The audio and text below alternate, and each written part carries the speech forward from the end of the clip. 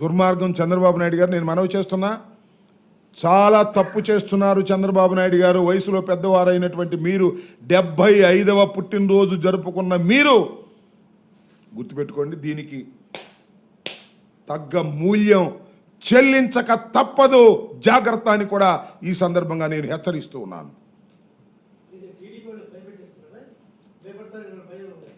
మేము టీడీపీ వాళ్ళని భయపెట్టవా?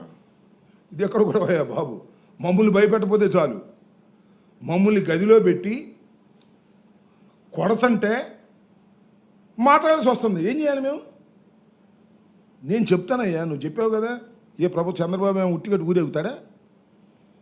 జీవితాంతం ఆయనే ముఖ్యమంత్రిగా ఉంటాడా? లేకపోతే వాళ్ళ అబ్బాయి ముఖ్యమంత్రిగా ఉంటారా? వచ్చి మారవా ప్రభుత్వాలు? ఎంతమంది ముఖ్యమంత్రులు వచ్చారు ఇక్కడికి? నేను రాజకీయాల్లోకి వచ్చిన తర్వాత 300 మంది ముఖ్యమంత్రులు వచ్చారు. చంద్రబాబు అపోజిషన్లోకి వెళ్ళాడు.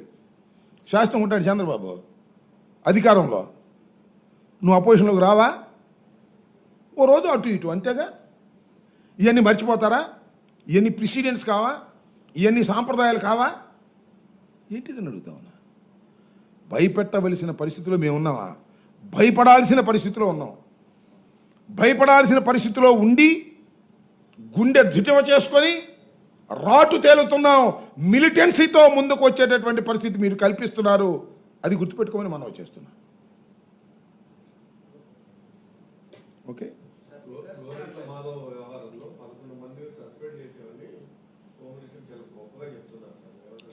అది అసమర్థత నిజంగా.